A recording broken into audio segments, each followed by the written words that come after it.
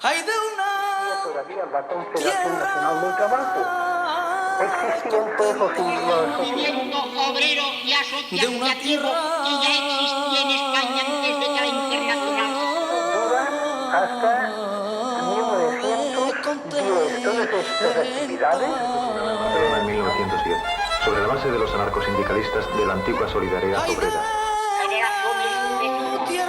Viejos militantes que El rechazo de todo arbitraje oficial en los conflictos entre capital y trabajo y la renuncia a todo tipo de lucha electoral y parlamentaria. Su finalidad es la realización de la revolución social que llevará al comunismo libertario.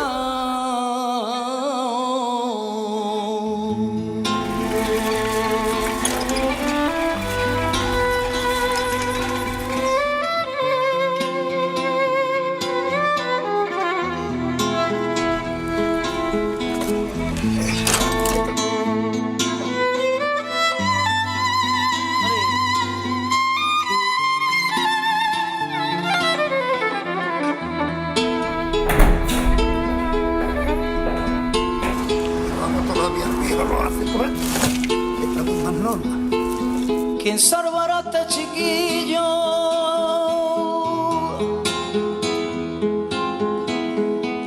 ¿Quién salvará a este chiquillo?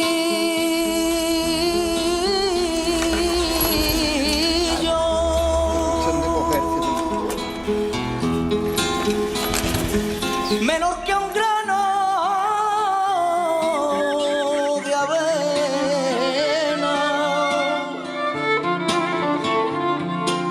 ¿De dónde saldrá el martillo? Ay, verdugo.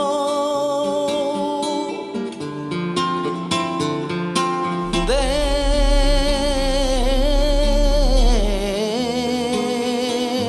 esta cadena.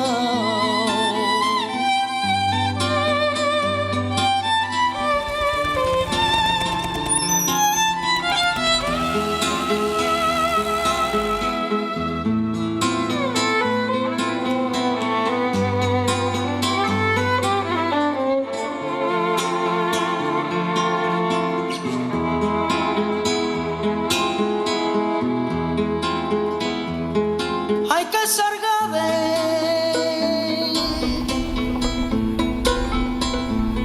del corazón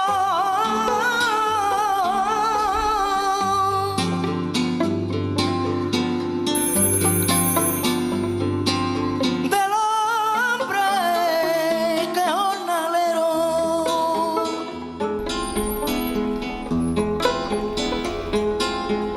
que antes de ser hombre soy, que antes de ser hombre soy, que antes de ser hombre soy, y han sido niños.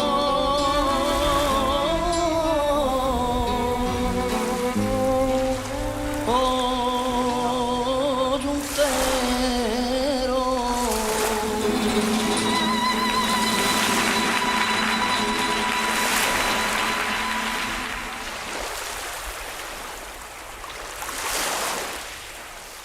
Yo un día le pregunté a mi padre, papá, ¿qué es el cielo?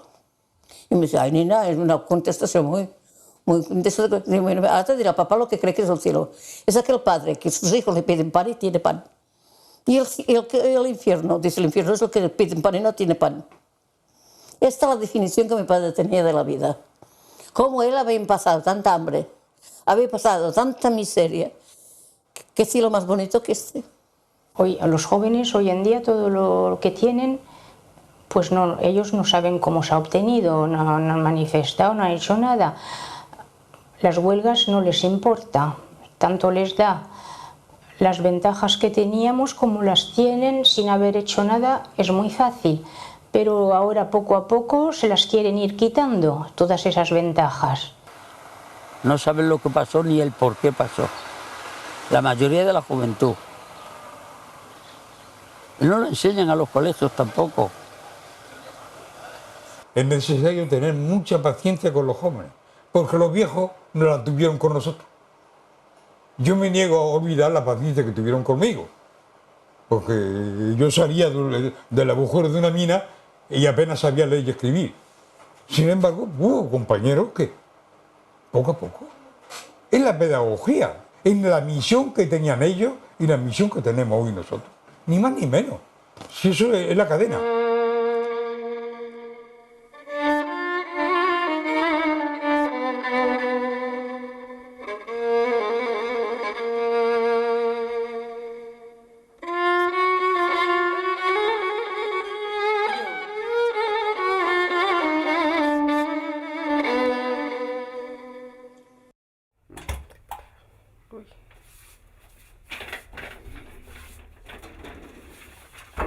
La CNT nació en 1910.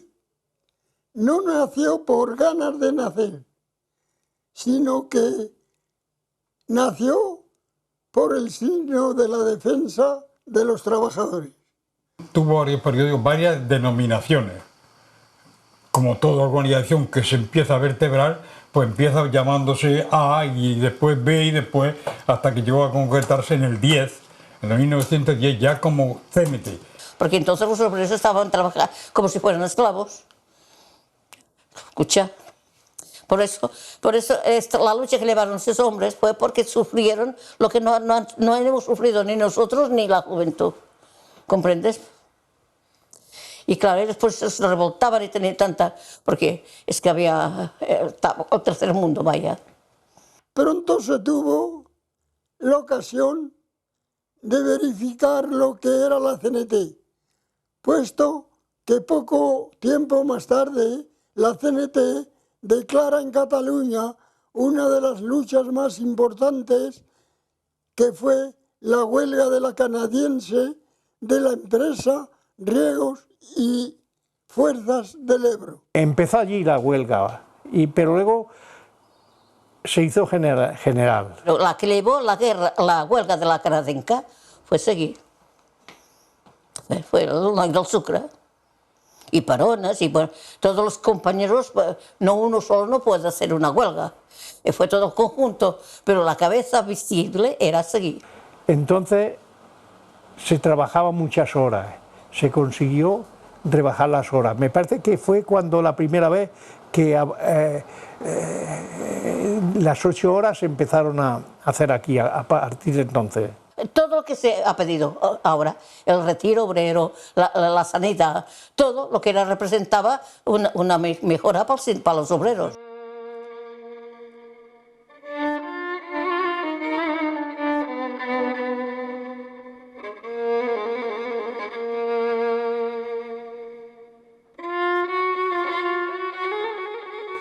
En el periodo ese de la dictadura de Primo de Rivera, la organización tuvo que hacer un esfuerzo terrible, sacrificó muchos hombres.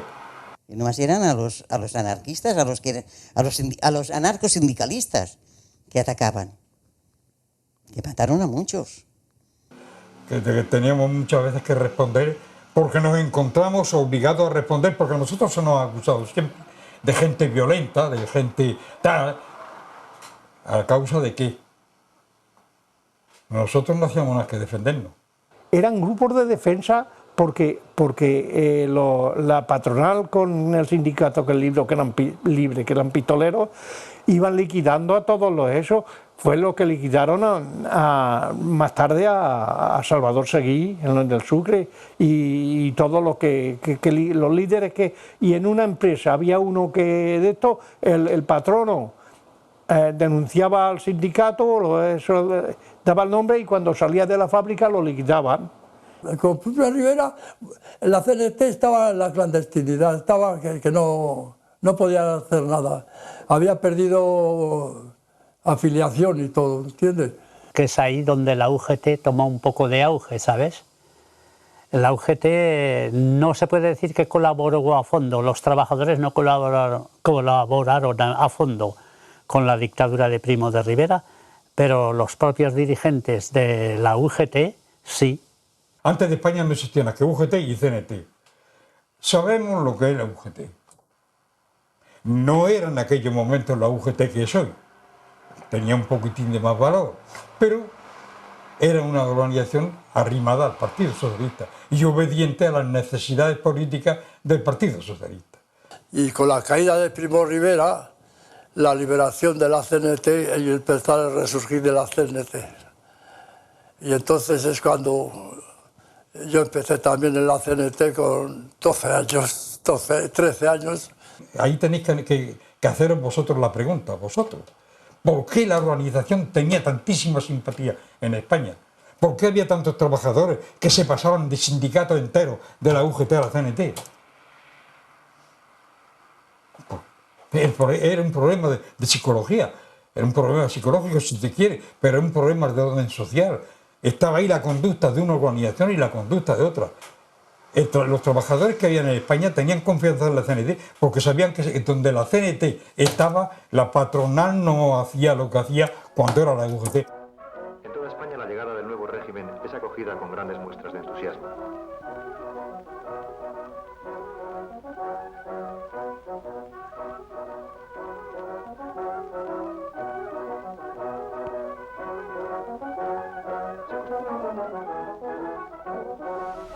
Cuando llegó la República, pues llegó con todo el entusiasmo que llega en todos los países.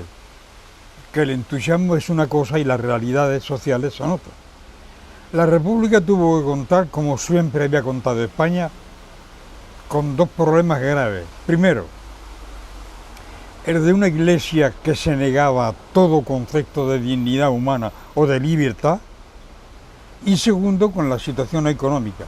Éramos 24 millones de habitantes, que la industria española, aparte de Cataluña, era sumamente reducida y que la agricultura estaba en muy malas condiciones.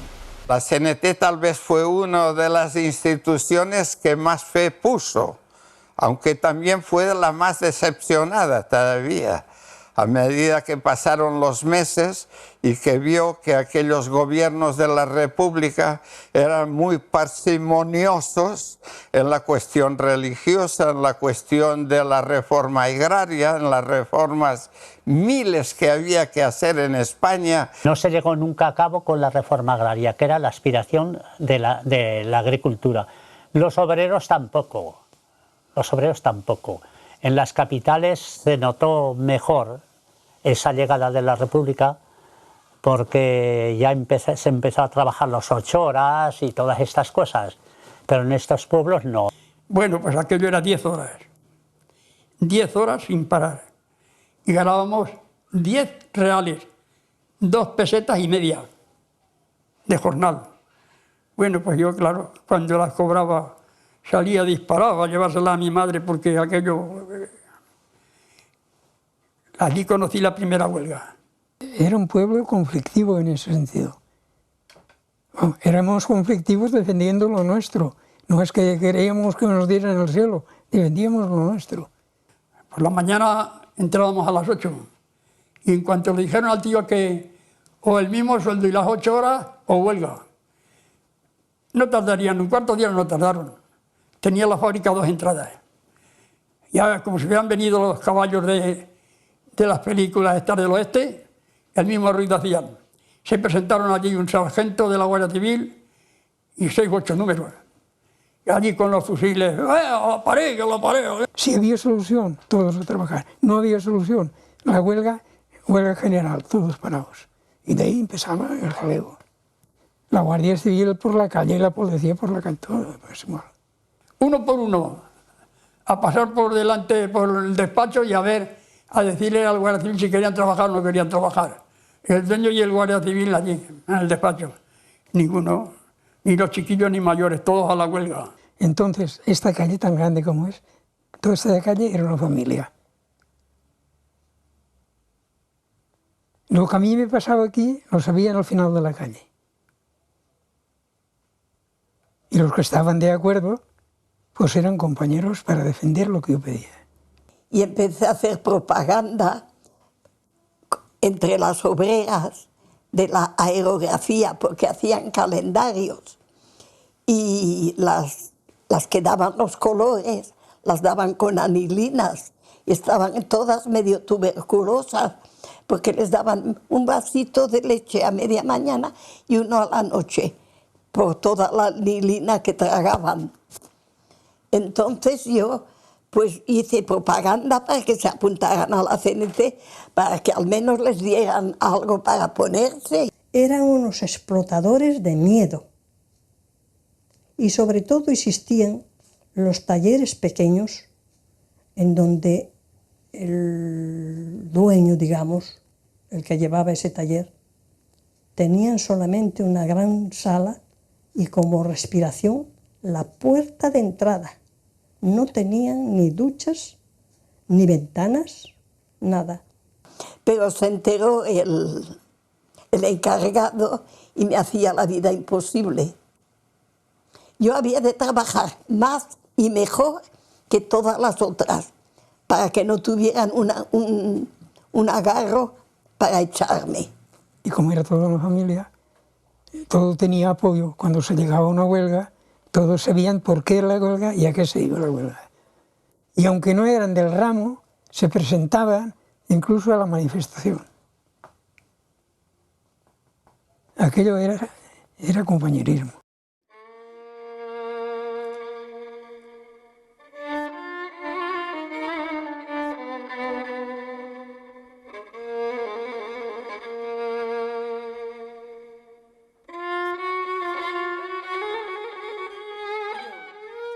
Empezando por Sanjunjo, que había sido el director general de la Guardia Civil, no perdió la ocasión ya en el 32, apenas la República tenía poco más de un año, que ya inició su famoso golpe de Estado en Sevilla. Fracasó, fue detenido, metido en la cárcel, pero que la cárcel pues, encontró los medios para evacuar. Se marchó, se escapó de la cárcel. Estaba tan bien vigilado que se escapó. Durante ese tiempo Sanjurjo se va a Portugal y salva la vida en Portugal, y es ahí donde se fomenta todos los movimientos contra la República. La patronal había hecho primero la evacuación de capitales y segundo hacía el boicot a los trabajadores para oponerlos, para enfrentarlos a la República. Yo creo que ahí está el fracaso de la República, que tenía a los otros que le estaban jodiendo y se estaban preparando para levantar, y en vez de darle leña a eso, daba leña a los obreros porque pedían lo que les había prometido. Así que aquí los trabajadores aspiraban a otra cosa. Y si, por ejemplo, en el año 1933 los movimientos revolucionarios que se desarrollan en Casas Viejas, por ejemplo, en Terrassa, en Barcelona, aquellos movimientos anarquistas que decían, y Alcalá de Gurrea, aquí cerca de Huesca, estos movimientos revolucionarios están reprimidos por la fuerza. Ahí tenemos el ejemplo de Asturias. La insurrección del 34 de Asturias fue motivada por la presencia de la derecha en España. Es una mentira que la República durara desde el 33 a las elecciones del 36 no existió la República. No es verdad. Existía el nombre de la República, pero la República no existía. El gobierno de la República manda a Franco para con la legión extranjera a sofocar el movimiento de Asturias. Y hubo muertos en Asturias. De ahí fue que la CNT votase en el 36, vamos, no es que votase oficialmente, pero que no se hizo oposición, porque teníamos 30.000 compañeros, entre compañeros nuestros y socialistas, que estaban en las cárceles de España, dado a la insurrección de Asturias. Que por eso ganó la izquierda, porque se votó, pero no votó la CNT. O sea, la CNT no llegó a votar, votabas tú particularmente.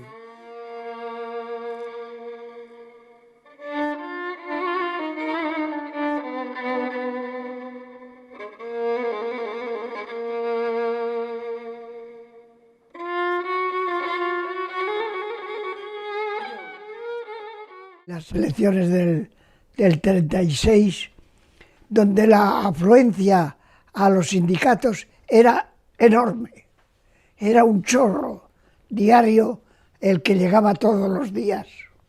Y muchos que venían sin saber por qué, se hacían buenos militantes, porque se daban lecciones, había escuelas, había Ateneo, donde los jóvenes se reunían y daban conferencias, hablaban de cultura. Se trataba de muchas cosas, del cambio de sociedad.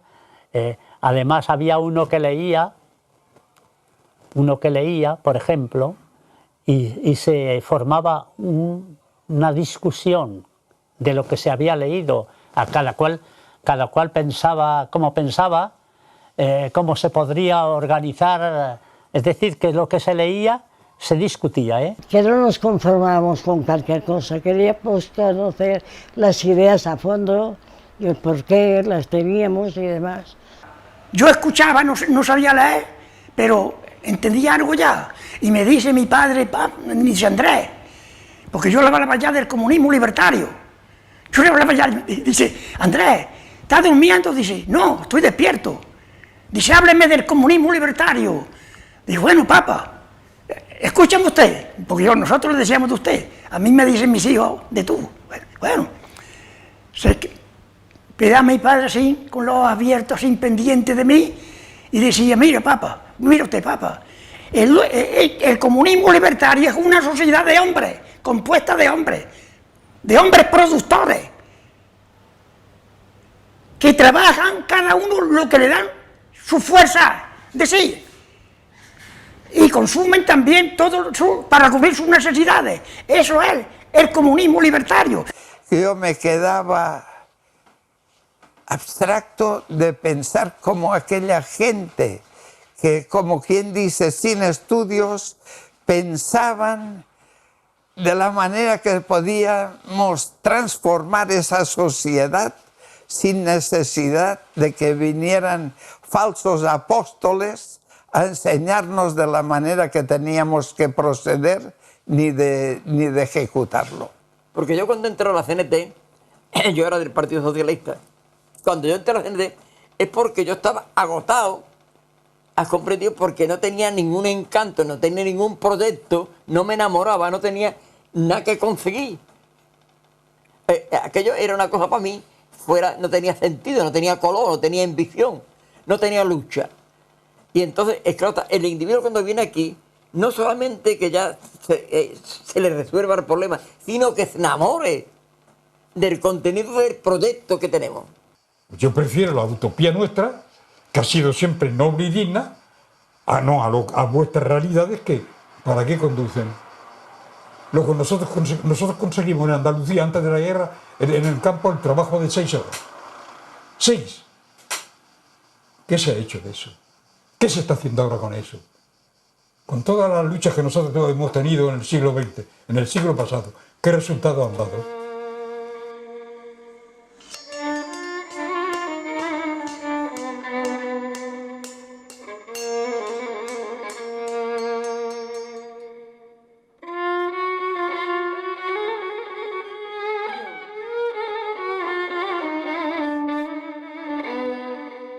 Ese día estaba yo en el cine y cuando llegué a mi casa encuentro la puerta cerrada y donde estaba la llave no estaba la llave. A las 10 de la noche en mi casa no hay nadie, ¿eso cómo es? Y me voy a la fábrica de al lado, llamo a la puerta, oye, ¿está mi padre? Sí, sí, pasa, que están aquí. Paso. Y antes de entrar dentro, Queipo de Llano volando por las alas. Supimos que en África el ejército se rebeló contra la República. Los generales que habían jurado la lealtad a la República y a la bandera se sublevaron. Estamos en guerra, los rojos se han sublevado contra nosotros. Hay que liquidarlos.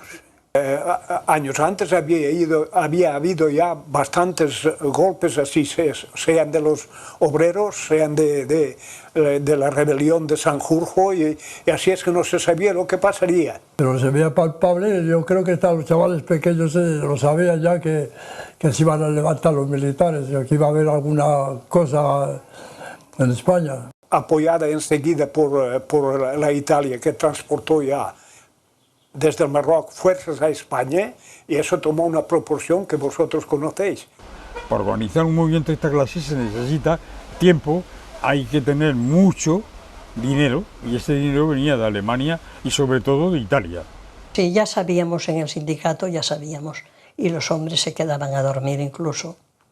A mí me enseñaron a tirar con las armas, me enseñaron.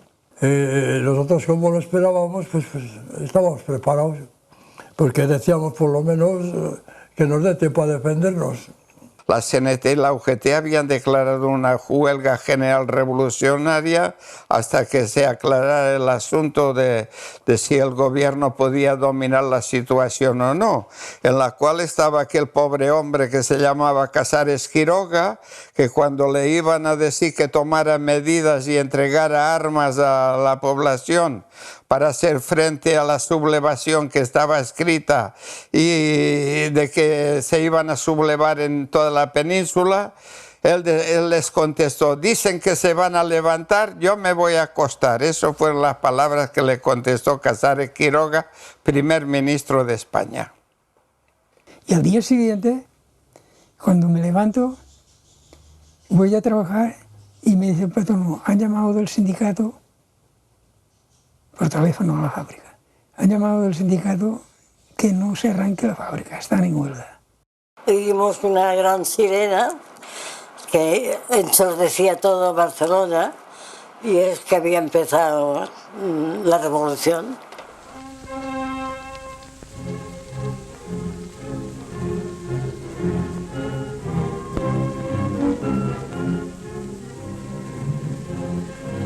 Las sirenas de los barcos y de la fábrica el día 19, a pesar que es el domingo, que no se trabajaba, los obreros que estaban eso fue anuncio de los sindicatos para la huelga. Pues de la huelga general se pasó a lo que se tenía que pasar, al acto ya que correspondía al 19 de julio, a las cosas de preparación de guerra, la preparación de todo, la movilización de los compañeros, todo. Había un desorden muy grande, porque de ministros y de secretarios de ministros no había ninguno en la calle para defender la República. Eran los confederales en Cataluña, lo menos, y en muchas partes de España. Los confederales y los socialistas de la UGT, y algún comunista también, los que eran comunistas. Pero vaya, yo hablo de la región donde yo vivía. La gente salía sin nada en las manos. Estaban desesperados los hombres de aquella vida que llevaban. Entonces comprendieron enseguida que allí se jugaba todo. En muchos sitios que no se levantó nadie, fusilaban a mansalva. O sea que estábamos viendo que era ya, pues eso, la eliminación de los sindicatos. Además, Franco lo dijo: mataré la mitad de España para salvar la otra mitad. Pues mi padre y mi tío, ellos eran más adictos a la preparación anarquista, de preparar un movimiento más preparado. Le vieron a esto un juego político y no quisieron intervenir, no quisieron coger escopeta, ni cogieron nada, ni fueron al ayuntamiento para nada. Y se entregaron ellos por sus pies a ver la pregunta, que le iban a hacer una pregunta. Pero de esa pregunta pasan a la cárcel, y de la cárcel aquí al castillo. Y el castillo 3 meses, y después la carretera, fusilado. Y que un compañero me hizo saber lo que estaban haciendo en Ceuta, Sevilla y Melilla, la carnicería que se había iniciado. No creían que Franco, el dictador que dio golpeta, iba a emplear las mismas normas que Hitler, de matar a la gente. Porque el problema era acabar con nosotros. Y mucho más con los individuos que estaban inquietos, con los que querían una revolución. ¿De qué se podía acusar los pueblos? ¿De qué se podía acusar? No importa qué pueblo. Sí, que podíamos pertenecer a la UGT, a la CNT, pero es que eso era suficiente para matar a un ser humano. Comenzó mi grito, 1936, 9 de agosto. Hoy cumplo 18 años, empiezo otra vida. Cae de bruces en la ardiente tierra, empecé a ser despojado de la inocencia. Me iré hacia el cielo y me cegó su niebla. Me levanté jadeante en la tiniebla y sobre el mundo comenzó mi grito. Esto fue cuando empezó la guerra. Hay que ir al frente a parar a los fascistas, ¿no? Entonces, pues nos convertimos nosotros mismos en grupo que no sabíamos si... Luego vino los nombres de milicia, esto vino después. Pero de momento era un grupo que se iba voluntario. Nosotros íbamos a hacer la guerra y la revolución, como se hizo en Cataluña y se hizo en todas partes que nosotros pudimos.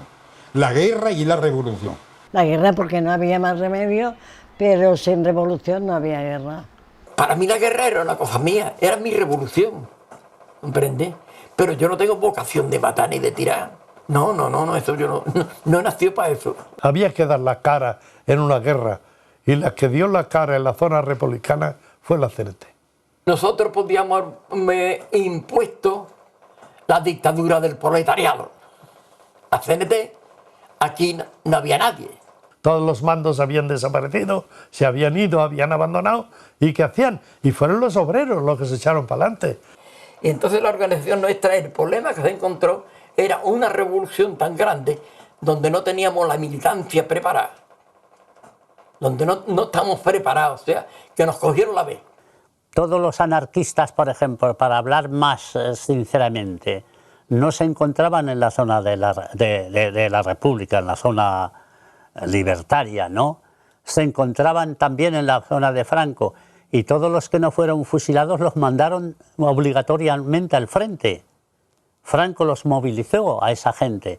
Entonces, sí que había una lucha contra hermanos, pero realmente la guerra civil española no fue una lucha contra hermanos, fue una lucha de trabajadores contra el capital. Ese es el fondo.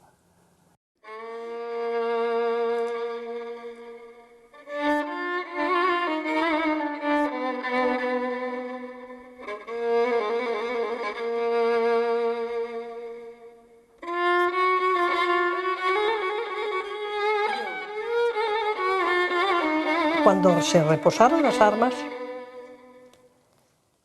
no sé por qué nos enteramos de que la patronal de carpinteros de la calle Diputación estaba abandonada. La habían abandonado los patronos. Supongo que harían igual otros patronos. Pero entre los patronos que se habían marchado, estaba la empresa abandonada. Otros que no tenían fondos no aparecieron, otros que estaban ocultos, las empresas no se pusieron en marcha, pero aquí había que ponerlas en marcha. Entonces intentaron ponerlas en marcha, pero unas fábricas no tenían fondos, otras no tenían materias primas, otras no tenían patrono. Pues aquí hay que incautarse todo, y eso es la incautación. Fue cuando nos llamaron a incautarse, todos los delegados a incautarse de las empresas. Nos instalamos en la patronal de carpinteros, que encontramos vacía, abiertas todas las puertas, y encontramos sobre todo banderas de Falange, chapitas y cosas que pertenecían a sus ideas de los patronos. Pero allí no se presentó nadie, y allí empezó la socialización. Porque la gente que era rica o que estaba comprometida, muchos habían huido, empresarios, aquello se había quedado como desmantelado, ¿no? Y entonces se echó encima enseguida la CNT y puso en marcha todo. Yo te diré que a la semana, sobre todo cines, teatros, todo estuvo en marcha inmediatamente y muy bien. Aquí, al marcharse ellos, nosotros teníamos la posibilidad de recuperar las tierras y recuperar los animales, colectivamente, ¿no? Trabajando en comunidades. Y es lo que hicimos. Y a partir de ahí, pues una vez que todo se puso ya en... Lo primero que hicieron es organizar una colectividad. La incautación es una empresa, pero la colectividad es de todas las empresas. Entonces el textil tenía una colectividad, la metalurgia, la colectividad, papeleras, la colectividad, el campo, la colectividad.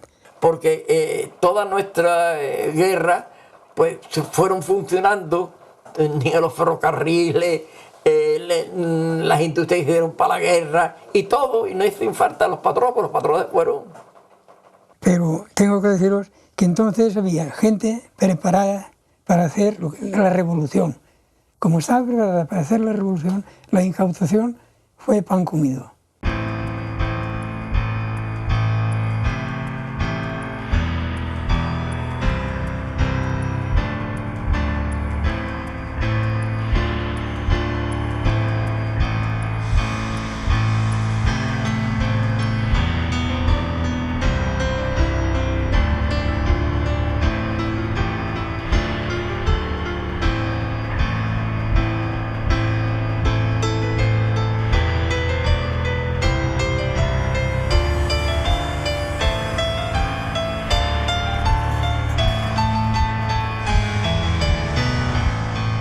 se suprimieron primero ya los intermediarios y los obreros cada 2 por 3 semana doble.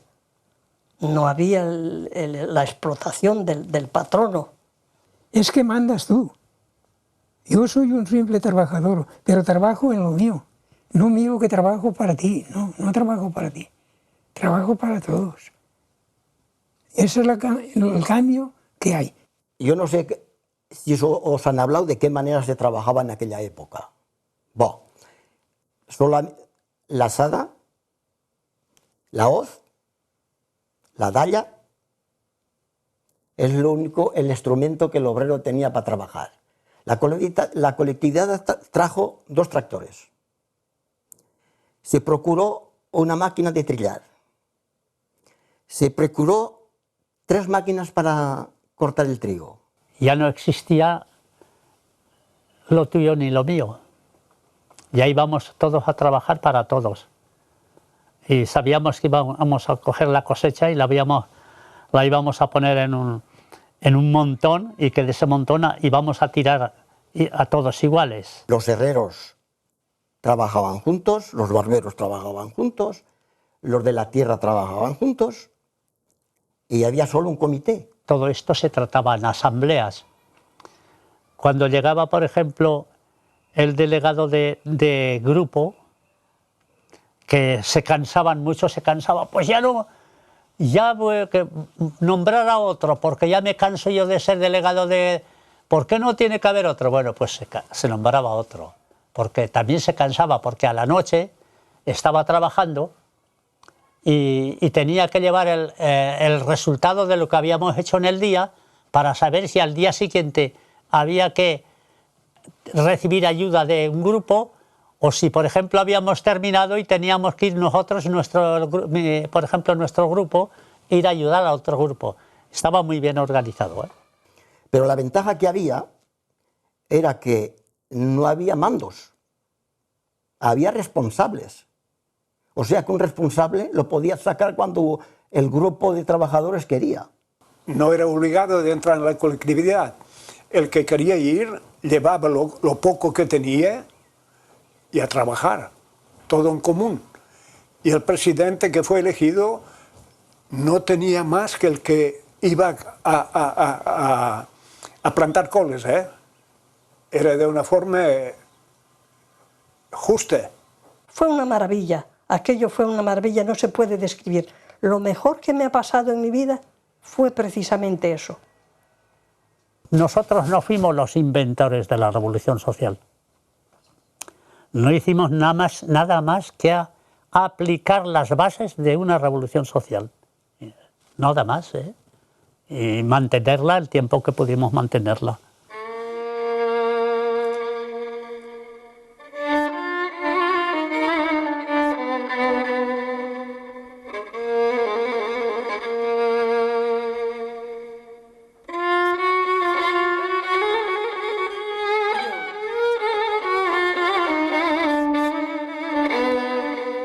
Nosotros no teníamos nada. Nosotros tuvimos que hacerlo todo, el ejército tuvo que hacerse desde el primer momento. No hubo que hacer la instrucción ni dar pasos a derecha ni izquierda, más que salieron los hombres a defender el fascismo y lo hicieron de maravilla.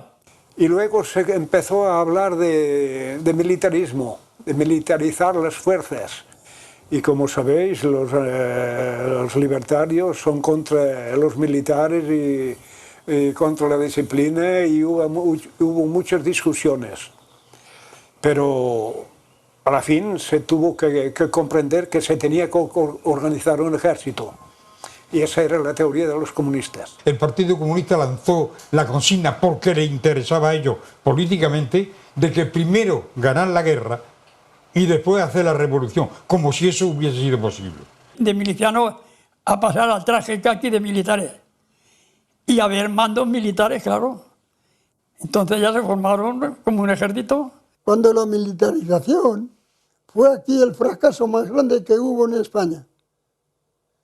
Porque nosotros avanzábamos paso a paso, y los fascistas corrían hacia Zaragoza. A 20 kilómetros de Zaragoza, que yo hablo por la parte que yo subía, a 20 kilómetros de Zaragoza, decir, pararos aquí, y aquí nos paremos. Y ahora te cala acatar la militarización contra nuestro corazón de cenetistas. A uno los nombraban capitán, al otro lo nombraban comandante, al otro le nombraban... A mí no me nombraron capitán, y yo les dije, no, yo no soy capitán, yo soy un revolucionario. Toda esta gente que de la noche a la mañana, del mundo del trabajo, se convirtieron por el hecho de estar en la zona republicana y de tener un uniforme y el carnet de la CNT en capitán y en comandante y en esto lo vamos a pagar, lo estamos pagando, porque es la confusión. Dejamos de ser, abandonamos los principios eminentemente del trabajo, ¿has comprendido? Y en la revolución, trastornamos la revolución. Si nosotros, en vez de apoyar, hacer unidades militares, hubiésemos hecho lo que estábamos acostumbrados, hacer grupos de dispersión por las montañas y por los pueblos, ¿has comprendido? De sabotaje, esta gente no nos gana la guerra, ¿has comprendido? Ni nos mata tanta gente. El gobierno republicano trata de hacer la militarización, para llamar las quintas militarizadas y formar un ejército popular. Hacer un ejército popular. En vez de unas milicias, entonces militariza a todos, a todas las milicias, columnas, lo que se llamaba columnas se llamarían brigadas y divisiones.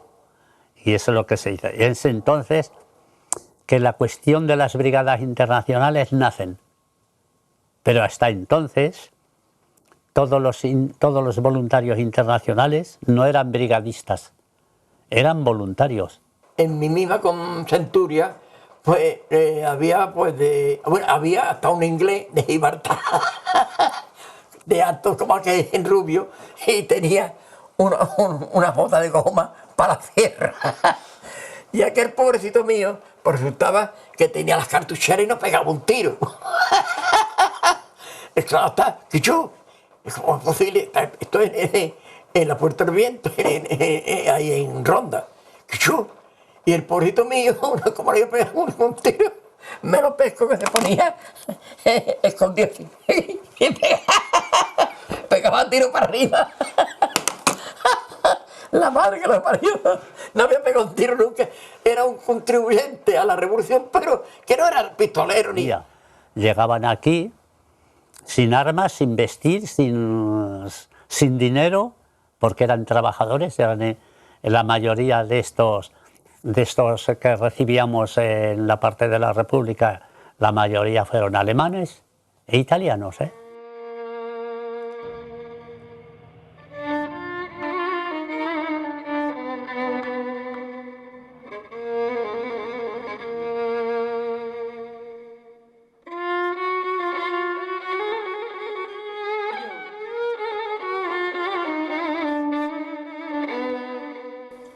Había un mar de fondo allí establecido que después yo me fui dando cuenta con el tiempo, porque parece ser que el Partido Comunista naturalmente estaba muy dependiendo de la URSS de Rusia, y cuando ya muchas industrias de guerra se trasladaron a Barcelona, en vez de acelerar el movimiento y generar más trabajo y más cosas, algunas ordenaron cerrarlas y paralizarlas, y había problemas hasta que en el frente se produjo una falta de municionamiento. No podían disparar porque no tenían municiones. Como no habíamos impuesto la dictadura, pues ahí estaban la contrarrevolución, porque no había comunistas, sino era que toda la burguesía se estaba haciendo comunista. Y entonces pues nos estaban eliminando. Y vino el enfrentamiento de Barcelona por Telefónica, ¿comprende? Tuvo que venir el choque, porque nos íbamos minimizando.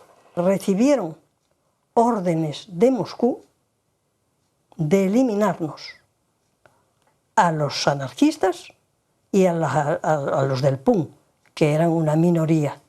Con ellos se atrevían más porque eran pocos. Con nosotros andaban con más cuidado. Los famosos sucesos de mayo, en los cuales los comunistas se dedicaron a cazar a anarquistas y republicanos y todo lo que fuera.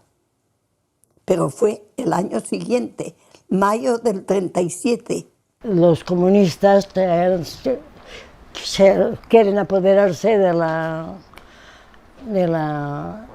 telefónica, bueno, que habían pasado varias cosas y que no había más remedio que contestar y íbamos a armar otra guerra dentro de la guerra, ¿no? Porque no había más remedio que contestarles. La 26, que era la división de Urruti, como la nuestra, que eran las dos confederales que había, estábamos dispuestos a bajar a Barcelona a atacar a los comunistas. Pero se fueron atenuando un poco las cosas y tal vez en este caso tengo que admitir que los comunistas tal vez, no voy a decir que aflojaron, pero tal vez tuvieron el ardito, el presentimiento de que se podían agravar las cosas y tal vez aflojaron un poco. Cuando hizo los hechos de mayo, ya se puede decir que se terminó la guerra. Porque allí ya había el predominio de los comunistas. Y así prosiguió todo, así prosiguió todo. Las cooperativas de Aragón, ¿quién las destruyó? Si el Consejo de Aragón no lo destruye nadie más que el Lister y los comunistas, esos que decían que eran comunistas. Ellos quitaron a Durruti de allí y entraron ellos. No fueron para defender a Aragón, fueron para destruir las cooperativas y todo lo que a ellos no les convenía. Pues pasó lo que tenía que pasar, que nos llegó un día o una noche el batallón Consomol de la división Lister y en la noche ocuparon el pueblo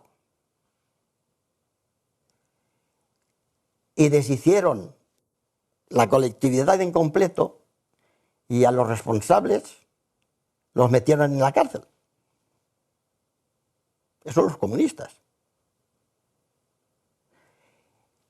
Y hay un follón bastante grande porque a los que pusieron en la cárcel, a los 2 o 3 días, según se dijo, pues habían desaparecido. Vino Lister como si ocupara un lugar a las armas, igual. Solamente que no hubo tiros porque no hubo resistencia.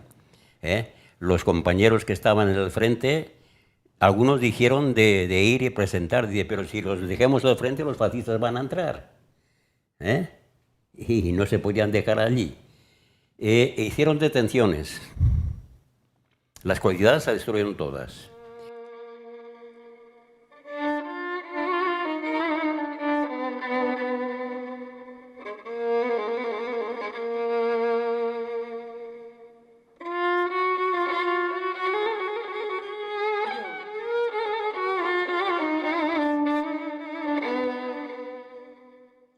La aviación nos bombardeaba de tal forma que teníamos que ceder terreno, obligatoriamente. En el día, nubes de aviones alemanes e italianos se presentaban encima y te molían. De pánico, vivía de pánico, porque yo, estando una vez en Bilbao, conté 90 aparatos de esos por encima de Bilbao. Estaba tapado Bilbao, de aparatos de esos. Y en Bilbao habría 2 o 3 antiaéreos, no había más para defender Bilbao.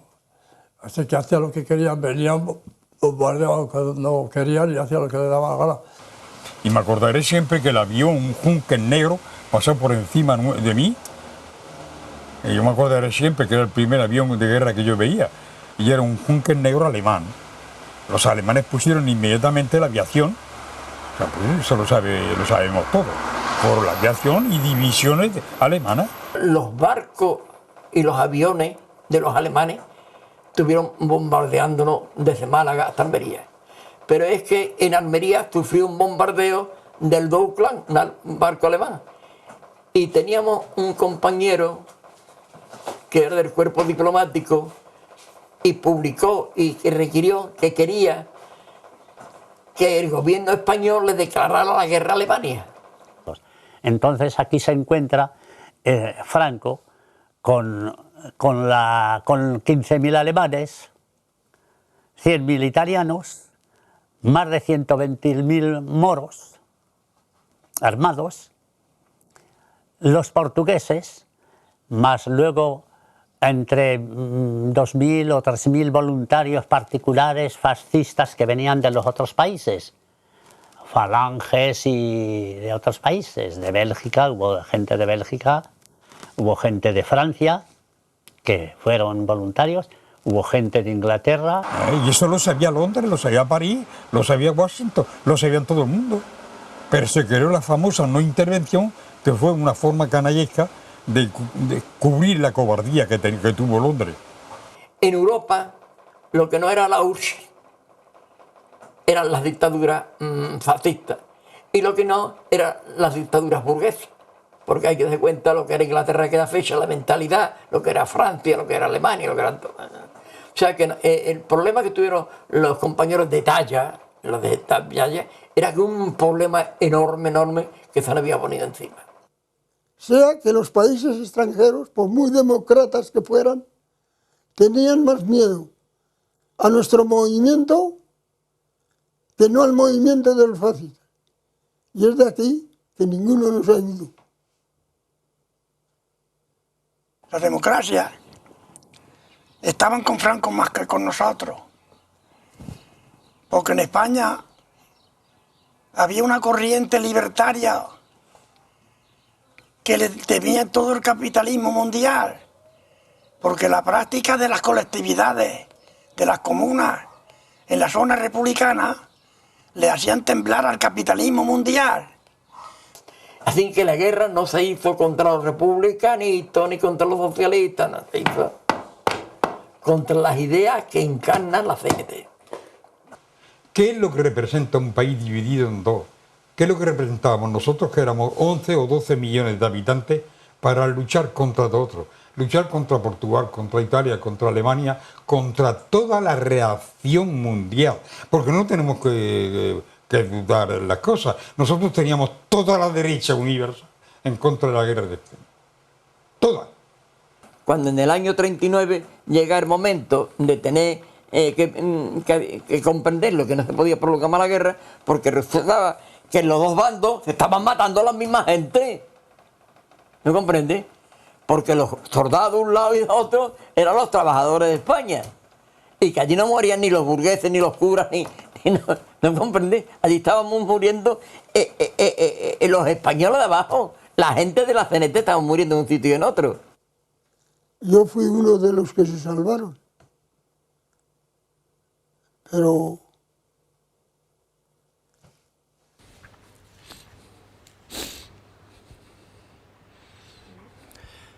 compañeros, adelante, chorreando sangre, no os preocupáis de mí, seguid, no os preocupáis de mí, esto lo decían los que iban en la camilla, y eso lo tenemos que no olvidarlo nosotros, los que hemos visto. No pensábamos que íbamos a tener que salir. Mi mamá siempre decía, si no pasarán, aunque los veamos, que no pasarán. Y mira. Al llegar a las carreteras, ya cerca de la frontera, era horrible porque nos bombardeaban. Y no seguían los falangistas, los moros, los italianos y los alemanes. Las carreteras quedaron sembradas de cadáveres. Y al llegar a Francia, pues ya se sabe, eso es otro capítulo. Nos metieron en playas sin un trapo con que taparnos. Esa fue la salida de Barcelona, la salida de España. Muy triste todo.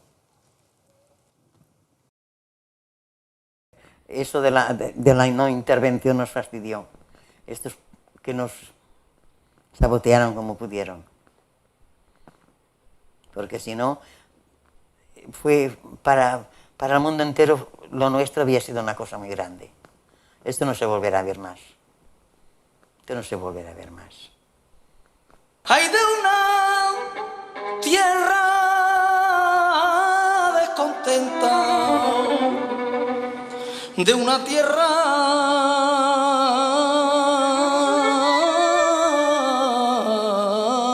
descontenta.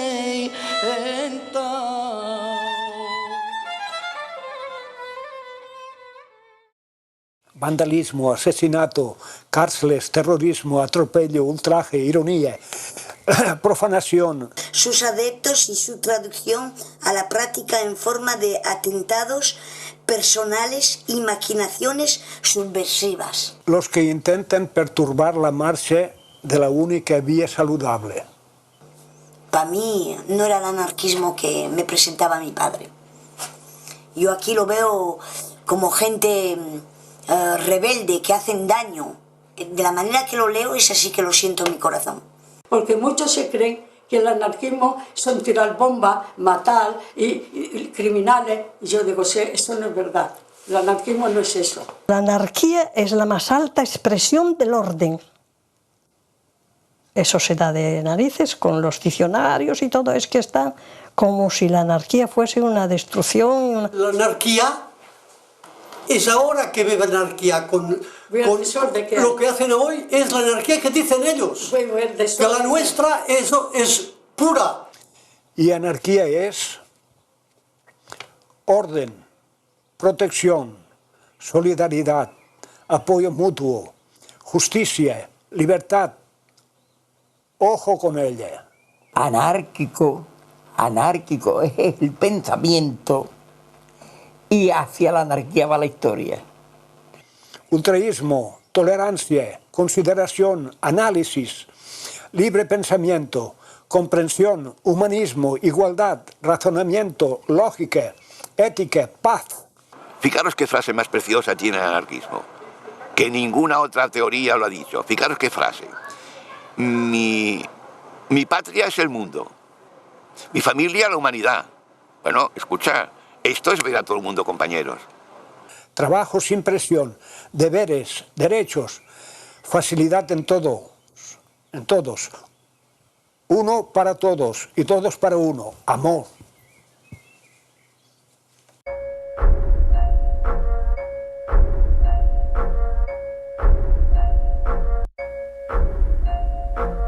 Vi una vez unas letras en la carretera que decía camino del exilio, camino de la esclavitud.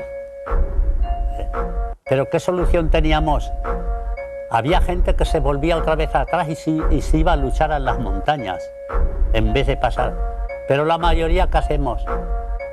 Un ejército así que te está arrollando, que están matando a la gente a medida que van tomando los pueblos de España, están haciendo esa injusticia que ellos llevan encima y que nos enteramos de que a medida que iban ocupando los pueblos, iban fusilando a la gente, pues ¿qué haces? Te vas y tratas de salvar la vida, es lo que hicimos.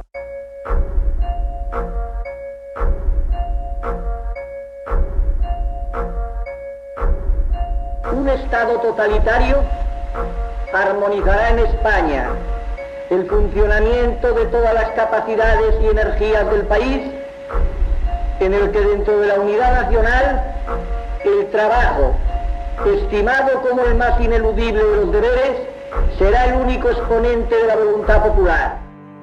Yo era una revolucionaria, al lado de todos los que había allí. Por eso mi hermano dice, si tú no te vienes, no cuentes con que te van a dejar tranquila. Lo mínimo que te van a hacer es que te van a meter en la cárcel y van a abusar de ti y después no sé si no te matarán. La obra de la compañía que iba yo era para retardar el avance de los fascistas. Que la gente civil pudiera marchar. Y ahí se amontonaba la gente, fíjate, toda la gente venía, toda la gente llegaba, unos con carros, otros con vehículos, otros a pie. Había comprendido que quedarse aquí era la muerte, para mí y para la mayoría. Quien pudo se fue. Aquí, en Alicante, en el puerto, se acumularon miles. Esta foto para mí representa lo que ha representado para 2.000 seres humanos. Aquí en esta cáscara de nuez éramos 3.000 seres humanos. 3.000. Hay un sorteo para salir un grupo en un submarino, cuyo final es mentira. Al final se tuvieron que entregar porque si hubieran hecho una masacre allí, porque ya las armas que llevaban pocas armas, los únicos que venían del frente, las tiraron al puerto, la documentación la rompieron al puerto, todo eso. Aquello era un desastre. Allí hubo quien se montó en el cablero, luego se tiraban al agua, otro se pegaba tiros. Pensé a mi madre, pensé a mi abuelo, pensé a mi hermana, y yo me decía, ellos no saben que estoy vivo. Ya sabíamos que ir al exilio era cambiar totalmente nuestra vida, totalmente. Dispuestos a recibir todo lo que se nos cargara encima.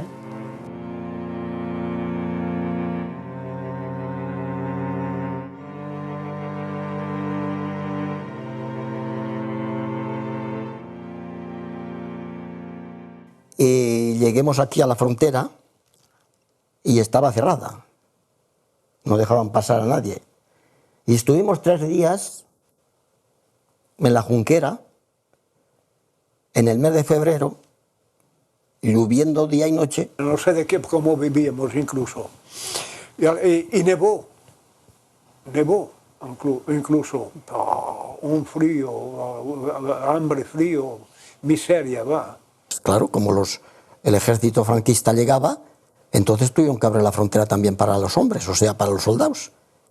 Y es cuando los llevaron todos a Argelés. Argelés y San Ciprián, porque cuando pasemos nosotros, la compañía, el campo de Argelés estaba lleno. Y entonces hicieron el campo de San Ciprián. Ni más barracas, ni más nada. Arena y... para cama la arena, para la luz las estrellas. Porque estábamos a 50, 60, 70 metros de la playa. Y era todo arena, y carbabas un poco, 1 metro la arena, encontrabas el agua. Lo único que había era que tiraban pan seco, como el que se tira a las gallinas, a la playa, a la arena, y el que quería coger ese pan seco para comer se lo comía, otros lo mojaban un poco con agua de mar para que estuviera más blando, y eso era lo único que había para comer. En las playas, sin un trapo con que taparnos, está los cementerios de por allí llenos de españolas y españoles, ancianos y niños sobre todo, porque no podían resistir el vivir día y noche en una playa, con frío, con lo que fuese. Y eso fue una mortandad en los campos esos. Y no se habla mucho de cómo nos recibieron los franceses a nosotros.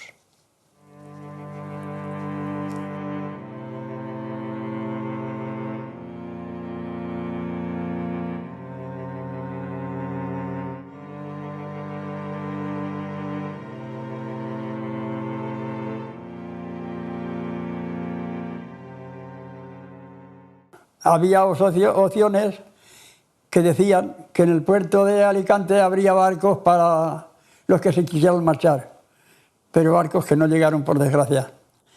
Alguno salió, pero aquello fue una trampa. Cuando nosotros entramos a la cárcel ya había un grupo de mujeres que ya estaban detenidas. Y es cuando empezaron a llegar los hombres que habían cogido en el puerto de Alicante. Esos empezaron a traerlos en camiones.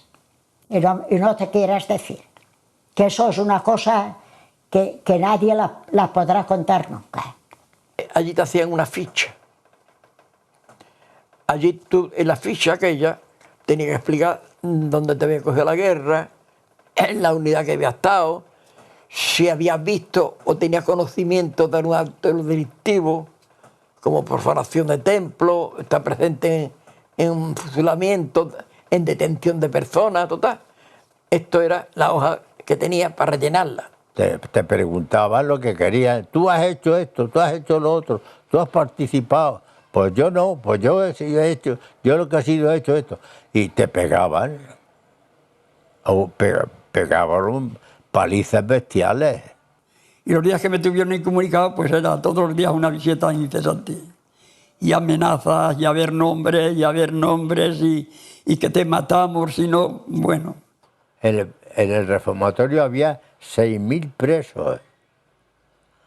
Con decirte que las celdas que eran para uno, había 11 en cada celda durmiendo. Medidas una vez por aquello de medir, para si algún día podíamos contarlo, nos tocaban a 35 centímetros de anchura para dormir. 35 centímetros de ancho. En las camas había muchas chinches y ponían latas de conserva con agua en las patas para que no se vean las chinches. Y aquello tenía un verdín, por la gente tiraban aquello y se comían la lenteja con aquello. Yo cuando vi aquello, qué miseria aquella gente comiendo aquello. Querían vivir, yo no quería vivir. Yo estaba materialmente entregado. Yo deseaba morir. Yo deseaba morir de verdad. Cuando ya nos cupieron los hombres por dentro de las salas, dormían por fuera, por los pasillos. Allí no se puede saber la gente que había, hasta que empezaron los juicios. Una pantomima. Se reunían ellos allí y dijeron, vamos a dar un escarmiento al pueblo, para que nadie se mueva. ¿Y cómo? Haciendo un juicio y fusilando a alguno. Cuando te leían la sentencia, a mí 20 años y un día por ser menor de edad. Pena de muerte. De los 17, 16 penas de muerte. Supuesto autor de disparo a la Guardia Civil tenía yo. Otros tenían otra cosa, otros tenían pena de muerte, otros tenían total. Que cuando terminó aquello, al que menos nos pidieron pena cadena perpetua. Cuando volvimos del juicio, en vez de ponernos con todo, donde estaban todos los demás, que éramos unos 300 presos, pues nos ponen en un local aparte. Estábamos tan tupidos allí, tan juntos, que no podíamos ni respirar. Atábamos unas mantas con unas cuerdas colgadas ahí y nos poníamos una guardia, ¿sabes?, para que hicieran aire, porque aquí nos asfixiábamos. Al ser de día se presentan los falangistas y la Guardia Civil con la lista. Y cuando abrieron la puerta, joder, la puerta a estas horas, claro, no te esperan nada bueno. Y cuando dicen, vístanse fulano de tal y fulano de tal. Fulano de tal. Otros decían, cállate, canalla, si sé dónde me llevas. Se viste, nos despedimos allí. Fíjate qué situación, ¿no? Otros le decían a sus paisanos, cuando venga mi madre, cuando venga mi mujer, le dices que me matan por mis ideas. Y sabíamos que se lo llevaban a fusilar. Muchacho con 19 años o 20. No hay tiempo para hacer mención de los asesinatos que han cometido. La esencia de la juventud.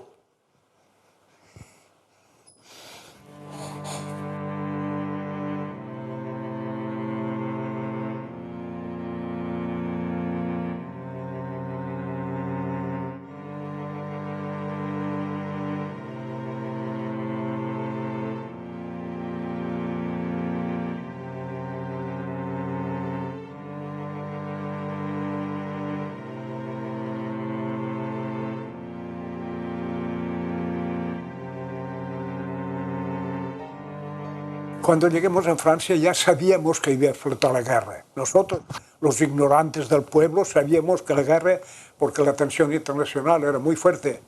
Alemania hacía lo que quería, las democracias por evitar la guerra les cedían todo lo que quería, y Italia se puso al lado de Alemania y eran los que cortaban el pollo entonces. Lo que querían los gobernantes franceses era que te alistaras o al ejército o a las compañías de trabajo. Y yo me alisté a las compañías de trabajo. Y al declararse la guerra, como que en Argelia no había industria y sobraba la mano de obra, a nosotros no nos encontraron otro empleo que mandarnos al desierto de Sahara para hacer el ferrocarril de 120 kilómetros que hay entre Buarfa y Colombechal, el famoso Colombechal, que se ha hablado siempre de lo que allí se hizo con nosotros. Gente para construir trincheras, para trabajar en el armamento, y esta gente en tiempos de guerra ya no tiene valor ninguno. Se nos moríamos de sed. La primera semana nos daban, daos cuenta bien de una cosa, 1 litro de agua para beber, limpiar el plato que te daban de aluminio y lavarte la cara. Dime a mí tú lo que representa, 1 litro de agua en el desierto, cogías la botella y la vaciabas. Yo salí en la 180 compañía, sé que tenía el número 3 en la tercera sección, pero no sabía si me iban a llamar a la frontera alemana, o si me iban a llevar a la frontera belga, o si me iban a dejar en Toulouse. No sabíamos la dirección, no nos decían a dónde. Y si te lo decían, igual te engañaban. Y el día que los alemanes ganaron la batalla de Francia, ¿qué hicieron los franceses? Nos agarraron como a 2.000 españoles que trabajábamos en la fábrica de aviación, un tren especial y para Argelés de nuevo. Eso el día, a la mañana siguiente del armisticio, de la entrega de Petén de Francia a Alemania. En Francia había más de 36 campos de concentración. Y en la retirada de Francia, esos campos de concentración se vuelven a abrir otra vez para recoger a los españoles, a los judíos, a todos los extranjeros, para meterlos en los campos de concentración. Y había zona ocupada y zona libre. No es verdad, estaba toda ocupada. Yo he vivido allí varias racias, a mí me han cogido en un campo de concentración donde estaban los alemanes que los llevaban a los campos de la muerte desde ese campo de cerca de Toulouse llamado Recibidú. Sí. Todos los días morían 6 o 10 de los judíos, ¿comprendes? De la miseria. Nosotros éramos ya jóvenes, estábamos acostumbrados, pero aquellos morían, casi todos los días morían 6, 10. Eran pobres niños, mujeres, viejos, ¿sabes? Éramos una nación víctima del nazismo, los españoles, los antifascistas españoles, que habíamos luchado en España, que sabíamos que nos habían bombardeado y que iban a seguir bombardeándonos. Éramos las víctimas, sabíamos nosotros que íbamos a ser de los primeros, ¿eh? Nosotros no. Yo dejarme coger prisionero para los alemanes, no, ¿eh? Los pueblos que oprimen cadenas, esta injusticia no puede seguir. Su existencia es un mundo de pena, antes que esclavos prefieren morir. Estos burgueses asas y egoístas que así desprecian a la humanidad serán barridos por los anarquistas al fuerte grito de libertad. Rojo perdón, no más sufrir, la explotación ha de sucumbir. Levántate, pueblo leal, al grito de revolución social. fuerte unión, no hay que pedir, solo la unión lo podrá exigir. Nuestro pavés no romperás, torpe burgués, atrás, atrás. Luchar contra los alemanes era luchar contra los que habían ayudado a Franco. Nos parecía que nuestra participación en la guerrilla francesa pues correspondía a eso. Muchos españoles entraron en la resistencia y bueno, entraron en la columna Leclerc, la división Leclerc, llena de españoles, y todos avanzando. Los españoles de estos fueron los que impidieron que París se destruyese, porque tenían orden de destruir París. Los refugiados españoles eran gente experimentada en la lucha, había hecho la guerra civil y después llevaba toda la guerra mundial, era gente experimentada y Leclerc estaba orgulloso de aquel ejército. Y les prometió que una vez que terminara la guerra mundial, irían a liberar España. Lucharon mucho al lado de los aliados, iban avanzando y cuando llegaron a la frontera española se pararon. Nosotros creíamos que iban a entrar en España, pero no fue así. El general de Gaulle dijo que Nanay, le dijo que no, y le dijo que no era posible y que Franco tenía que estar, esto que era una garantía en contra del comunismo. Nos frenaron, porque todos pensábamos que una vez liberada Francia íbamos a liberar España.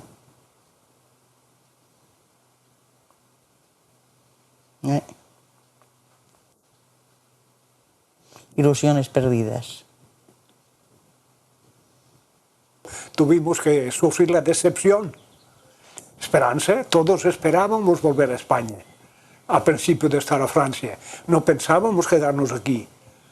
Pero ya lo habéis visto, la situación internacional nos ha saboteado la República Española. Los ha hecho perder, los ha hecho desaparecer y eliminar. Después de la liberación he visto por todas las paredes de Toulouse, gracias hermanos españoles por todas partes. Pero a los 3 días ya leí en los periódicos, en la prensa, que les retiraban las armas a los resistentes. Y dije, se acabó. Y como se habían parado ya en la frontera española, pues ya perdí. Fue cuando ya empecé yo a trabajar la cosa para entrar con otras personas aquí en España, para ayudar a los que estaban luchando aquí.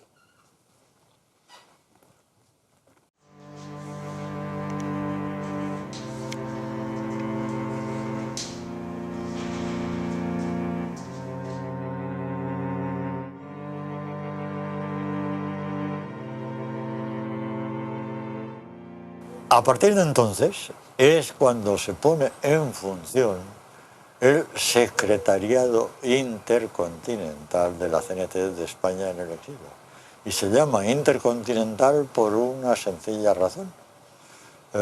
Hay exilados en Francia, hay exilados en Bélgica, hay exilados en Inglaterra, hay exilados por aquí, por Europa, alguno en Italia, alguno en Suiza, y hasta en Alemania. En ese momento era cuestión de mucha solidaridad hacia España, porque ya había gente que se introducía en España y para ayudar a reconstituir la CNT. Hay exilados en Australia, hay exilados en América Latina, por todos los países de América Latina, en el Canadá, y algunos en Estados Unidos. Organizamos fiestas, sean de baile, tómbolas, para recoger dinero para los presos que estaban en la cárcel en España y para los maquis, guerrilleros, que estaban combatiendo en el monte y en la ciudad. Todos los grupos que pasaron y todos los compañeros como Cara Cremada y Sabater y Massana y todos estos que pasaron a España venían para eso, porque querían que se terminara ese tema que nos había presentado Franco, con eso españoles la guerra ha terminado. No, la guerra no había terminado. Porque España estaba incomunicada, salvo Portugal. Hasta el año 50 estuvo incomunicada. La frontera estaba cerrada, no podíamos. En el año 50 se abrieron las fronteras de Francia y Europa empezó a abrirse. En España entonces empezó, creo que entró la ONU o una cosa de estas. Y en fin, y aquí los empresarios ya se vieron con más fuerza. A partir del 55 es cuando ya se reconoce al franquismo y Franco entra en la ONU. Han habido muchas etapas antes, pero bueno, todas desagradables, pero a partir del momento que Franco entra en la ONU, ya se sabe que el regreso... ¿Y cómo dejan a Franco estas naciones matar 150 o 250.000 hombres, así, en tiempo de paz? Es que fue horrorosa la victoria del franquismo en el país, fue horrorosa, fue peor que la guerra. Las venganzas, los castigos, las búsquedas de la gente que quedaba aquí y la reconstrucción nacional que tomaron parte los republicanos, los presos, fue algo horrible.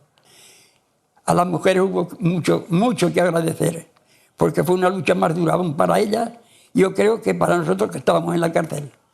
Lo primero, que para llevarnos los cubos que nos llevaban con la comida que podían hacer, que muchas veces se la quitarían ellos de su comer, había que tener ánimo, porque había muchas veces que se animaban y a culatazos la Guardia Civil y a patadas, y como podían saber, las echaban de allí como si fuesen personas inhumanas. Bueno, si nosotros estábamos mal, afuera casi era aún peor. Para nosotros la guerra no había terminado y por eso pasábamos la frontera, porque queríamos que la guerra de España terminara limpia, no una guerra sucia que la empieza Franco y la quiere terminar Franco. Así, eso era nuestro problema, no era otro, ¿eh? Queríamos que España se liberara.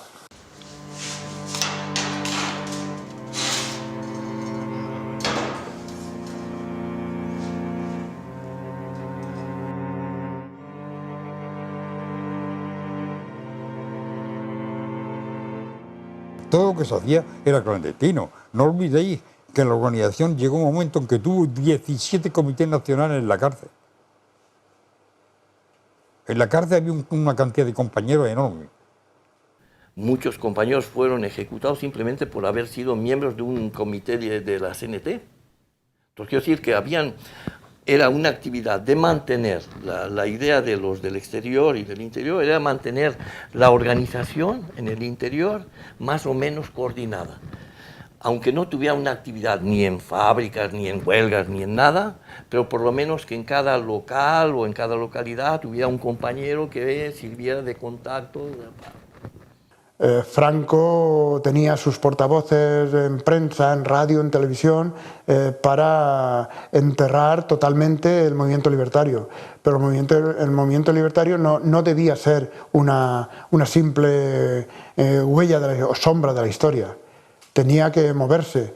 La base esencial era, si no tenemos una presencia activa contra la dictadura, desaparecemos como movimiento, quedamos como un movimiento testimonial. No solo porque el movimiento la gente se iba envejeciendo y moviendo, sino porque no hay actividad.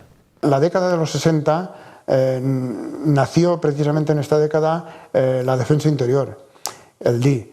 Bueno, pues esta defensa interior consistía en que la CNT no debería morir en una simple página de recuerdo. Debía de continuar su lucha contra la dictadura, aunque la dictadura tenía sus cimientos muy bien situados y muy bien preparados para que todo lo que se moviese en contra de ella acabase en las prisiones. Todo aquel periodo se termina de esta manera porque terminar con Franco no era posible. Con Franco directamente. Era el objetivo, pero era imposible, Ya sabéis que la dictadura era muy fuerte y la policía y el ejército no dejaban respirar casi a nadie. Yo creo que es una mezcla de cosas.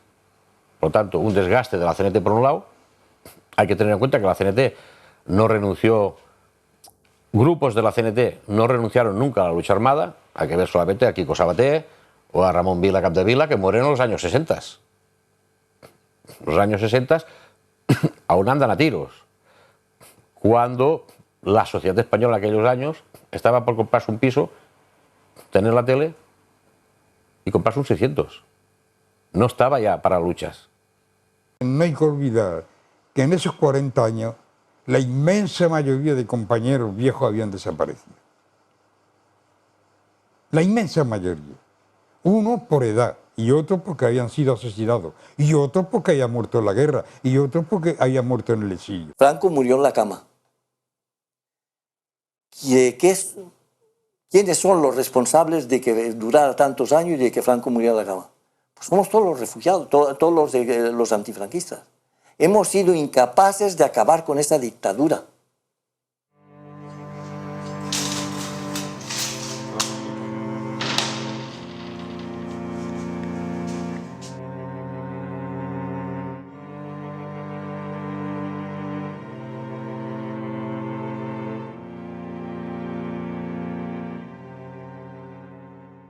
España vivía momentos muy difíciles, seguramente, seguro, porque pasar de una dictadura a una democracia es una democracia servida en bandeja. Hay que ser claros. Y el rey, educado por Franco, siempre detrás de Franco y a las órdenes de Franco, y luego ha sido inteligente, ha sabido nadar. La transición nuestra en España fue como un cordón umbilical. Porque vemos al rey con Franco, y Franco es el que sube al rey. Y no hay ninguna fuerza que sea capaz de oponerse a ese arreglo. Los socialistas, los comunistas, es lo que buscaban, porque como les dejan participar en el nuevo espectáculo electoral, están de acuerdo, renuncian a todo. Entonces se dan un protagonismo en los partidos políticos como padres de la democracia y como a los que tenemos que agradecer el final del franquismo. Es totalmente falso. Franco se murió en la cama, tranquilamente, y antes de eso ya se había preparado la continuidad, el régimen. Bueno, hay que tener en cuenta que la CNT se opuso frontalmente precisamente a todo ese proceso de cambalache político que se llamó transición, ¿no? Que no fue otra cosa que el continuismo del franquismo bajo formas democráticas, puesto que una de las cosas que se hizo fue amnistiar, por ejemplo, a los franquistas, no se les pidió cuentas, y además, pues, de alguna manera se llevó a cabo lo que Franco decía en muchos de sus discursos, de que todo había quedado atado y bien atado, ¿no? Entonces la CNT se oponía a eso, a ese proceso que acabó tuvo su digamos, representación más destacada en los pactos de la Moncloa, y además se oponía a todo lo que se derivó de ellos. Los pactos de la Moncloa, el tema de los comités de empresa son el principal enemigo a vencer. Si los comités de empresa se implantan, se imponen, el movimiento obrero como tal está roto. Porque lógicamente estamos partiendo de que las decisiones las va a tomar el comité de empresa, las asambleas van a desaparecer, la posibilidad de participación real de los trabajadores va a ser igual que en el Parlamento. Cada 4 años votas y decides quiénes te representan. Y luego hay una cuestión importantísima, y es que en la propia estructura de los comités de empresa, que se hereda del franquismo, es el secreto de las deliberaciones. Eso consta en la propia legislación de las elecciones de los comités de empresa. Es decir, determinadas reuniones que se mantienen con el empresario, el delegado del comité de empresa, lo mismo que el enlace y el jurado del sindicato vertical, no puede informar a los trabajadores de lo que allí se ha hablado. Es el secreto de las deliberaciones de reuniones concretas. Esto es terminar con las decisiones de los trabajadores. Lo que se crea es una estructura totalmente vertical, que es lo que hoy tenemos. Estaba claro que los pactos de la Moncloa y las nuevas leyes sindicales que se iban aprobando, etcétera, implicaba una participación institucional en las relaciones laborales. Estaba clarísimo que si la CNT no aceptaba aquello, iba a la marginalización. Y es por eso que es posible que los sindicatos de la UGT, que no eran nada, que no habían actuado en nada, y que los sindicatos de comisiones obreras, que eran los únicos que habían tenido un cierto protagonismo, se puedan reconstituir, se vuelvan los mayoritarios y se vuelvan los aliados de esos pactos. Ellos, el poder, es el que sabe perfectamente que el que traía, vamos a decir, la carga, o vamos a decir, el veneno completamente en sus entrañas, era el movimiento obrero español y no los partidos políticos. Y por eso a toda costa había que tomar medidas con el mundo del trabajo. Y hay quien lo ve solamente desde el punto de vista económico. No, hay que verlo también desde el punto de vista del modelo social. Y las dos cosas están completamente unidas. Y nosotros habíamos metido la mano en el avispero. Compañeros libertarios de todo el universo, hoy vengo a hablar en nombre de una región. El capitalismo nacional dijo que sus hombres eran demonios y con rabo. Es esta la CNT real, que genera los procesos revolucionarios, compañeros.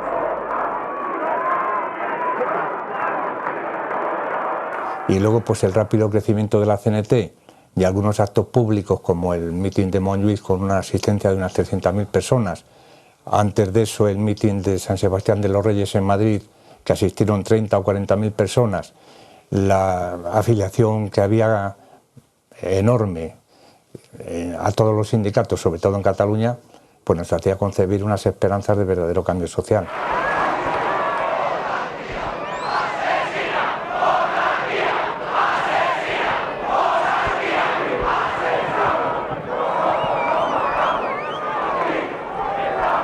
La CNT no vende su primogenitura por un plato de lentejas, compañeros. Rechaza toda clase de dirigismo, se declara a sí misma mayor de edad y crea constantemente nuevas formas de acción, aplica su fantasía y se va emancipando de la opresión capitalista. Por este camino, compañeros, la clase obrera crece con su propia obra. La fuerza expansiva que tenía la CNT, porque además fue la que vio con certeza cuál debiera ser el camino de la lucha obrera, qué carácter tenía que tener, porque de lo contrario el sindicalismo quedaba reducido a lo que lo llevaron comisiones y UGT. Entonces, cuando no estaba claro de qué manera se iba a llevar la representación sindical, a partir de entonces, al desaparecer el sindicato vertical, pero sí que se iba viendo lo que iba planteando las comisiones obreras y lo iban planteando los sindicatos, ¿no? Y la CNT planteaba siempre una continuidad con la forma de representación que había sido de antes de la guerra, ¿no? O sea, de antes del franquismo, quiero decir. Secciones sindicales, claro. Y a través de una asamblea llegar a los acuerdos. Y si en esa asamblea o ese individuo que representa a los trabajadores falla por un concepto, se ha revocable al instante. Y en otra asamblea elegir a otros, asamblearios. Nosotros queríamos que viera la gente la necesidad y la utilidad de estar afiliado al sindicato, porque éramos partidarios de la afiliación al sindicato. Entonces por eso le pusimos sección sindical.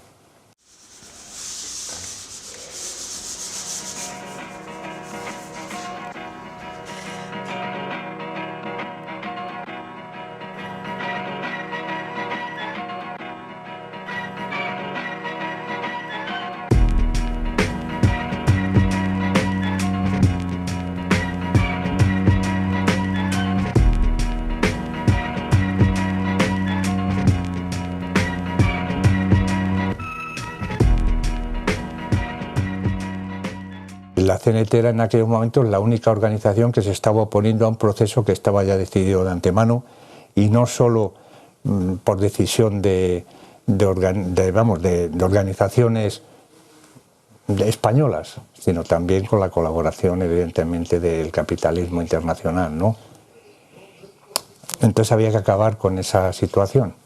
En contra de los pactos hubo ya una manifestación de casi 200.000 hombres en Barcelona en contra de esos pactos. Pero aún firmados los pactos, y pasados unos meses de esos pactos, cuando ya la pretensión de elecciones sindicales y eso estaba en marcha, la CNT hace una manifestación ella sola, por el paralelo, con unos 15.000 o 20.000 asistentes.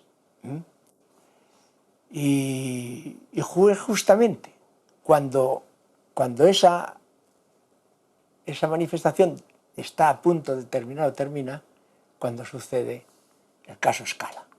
Un atentado en la sala Scala, de una sala de fiestas de Barcelona, ¿no?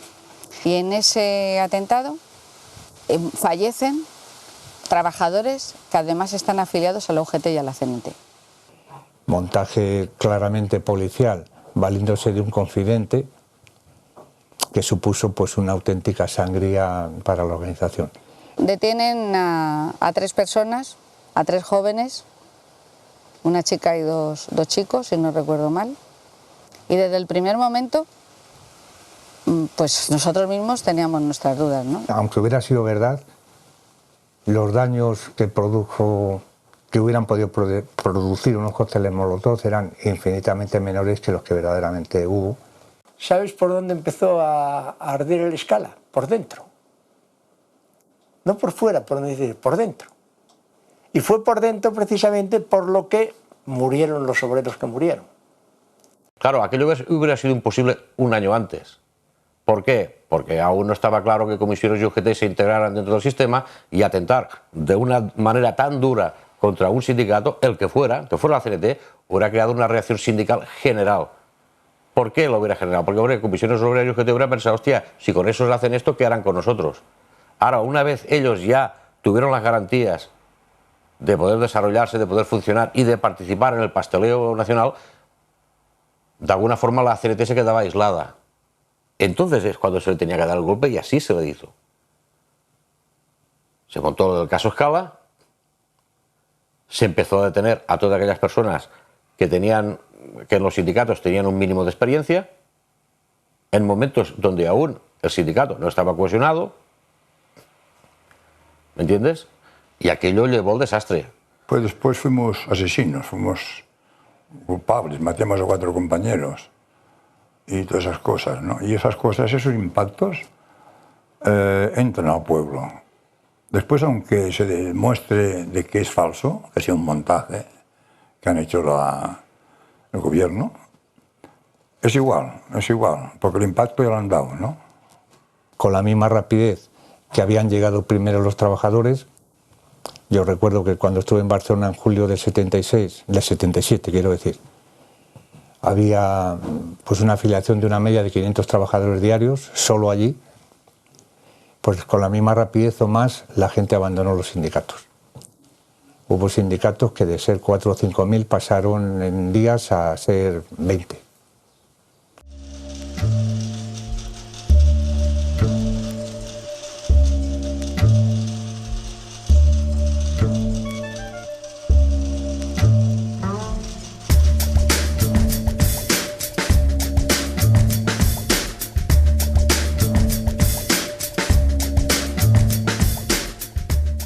En los años 70 y 80, ¿quién está? ¿Qué gente había dispuesta, habiendo la posibilidad de salir unas elecciones sindicales, ser delegado sindical, por lo tanto, tener unas garantías y una situación mejor dentro de una empresa, favoreciendo a tu sindicato que cobraba dinero, por lo tanto ya creaba unas élites aburguesadas totalmente, y que se ganaban la vida dentro del sindicato gracias a los delegados y a los votos de las elecciones, etcétera? ¿Quién estaba dispuesto a luchar a pecho descubierto en secciones sindicales sin tener ese tipo de garantías, dando lo que es realmente un servicio a los compañeros, ¿no? Un servicio de formación, un ejemplo de lucha, preocupándote por ellos? Esto era muy difícil. La gente, la CNT no había cambiado, pero la gente sí. Los que éramos ya cenetistas de antes, pues lo veíamos muy difícil. Lo veíamos muy difícil porque nos ponían palos en las ruedas. Incluso yo en la empresa mismo, pues los demás sindicatos no me aceptaban. En las reuniones, con la empresa y todo eso, no me aceptaban. Fueron años de mucha frustración, ¿eh? De ver muchas posibilidades, de verlas reales, de crecimiento.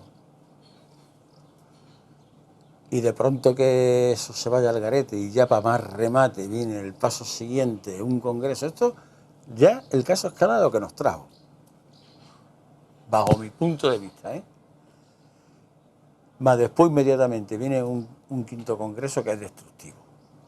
La doctrina CNT del quinto congreso es frente a los comités de empresa, secciones sindicales. Pero secciones sindicales libres, secciones sindicales que no tengan que rendir cuentas ante nadie, porque el Estado ni la patronal no son quienes para imponerle a la clase obrera la forma de organizarse. Punto de fricción hubo dos, yo creo, dos. Fundamental el de las elecciones sindicales. Elecciones sindicales sí, elecciones sindicales no. Y prevalece la oposición a las elecciones sindicales. Claro, y ahí hay sindicatos y hay compañeros y compañeras que dicen, bueno, no han salido elecciones sindicales, pues sigo la CNT, te lo plantearé de nuevo o lo argumentaré mejor y siguen. Entonces había sindicatos y bueno, se hablaba de esto, los célebres sindicatos de oposición que había habido históricamente, pues siguen igual y ya está. Entonces hubo compañeros que, aunque pesaban de manera diferente y que había que participar en elecciones sindicales, se quedaron en la CNT y otros que marcharon. Marcharon sindicatos enteros y marcharon personas. Pero en vez de haber encontrado un punto de encuentro, resulta que hacemos dejación de ciertas cosas y unos siguen por un lado, otros por otro, cada uno cerrándose en banda. Eso es la realidad, que es lamentable. Es lo mismo que digo antes, no es un ajuste de cuentas, es sencillamente que no fuimos capaces de llevar adelante ni el acuerdo, ni respetarle, ni encontrar un cauce o una vía para que todos esos problemas internos se discutiesen, quizás porque no había interés. Pero yo cuando intervengo, pero casi más desde las bambalinas, con todo lo que yo controlaba, me tocaba, tengo que hablar así en primera persona, y pactamos así, nadie lo respetó. Se llegó a un posible acuerdo para tratar de tirar adelante y nadie lo respetó y cada uno fuimos abocados ya al enfrentamiento total y absoluto. Surgió la escisión y punto. El tema de la escisión en el quinto congreso, después de eso ha habido un bache ahí de por lo menos 10 o 15, de unos 15 años, calculo yo, que ha sido, vamos, quedamos muy pocos, o sea, la CNT quedó reducida, yo creo que la mínima expresión en aquellos años. Durante 10, 15 años, como la CNT ha sobrevivido. No ha estado, hemos tenido muchos elementos en contra, porque parece mentira, pero es verdad que a la CNT todo estaba en contra, o estábamos nosotros en contra de todo, o todos en contra nuestro, una acción sindical diferente, no teníamos locales, nos echaban de las mesas de negociación, pues estábamos verdaderamente muy solos. La pérdida de un sindicalismo, se llame como se llame, de la ideología que se llame, que sea auténticamente luchador, esa pérdida, y aquí España, eso se correspondería con la CNT, pero podía no ser la CNT. Aquí se corresponde con un atraso cultural obrero importante y una continua disminución de derechos laborales y sobre todo, la desaparición de una alternativa al sistema capitalista que se vea clara y factible.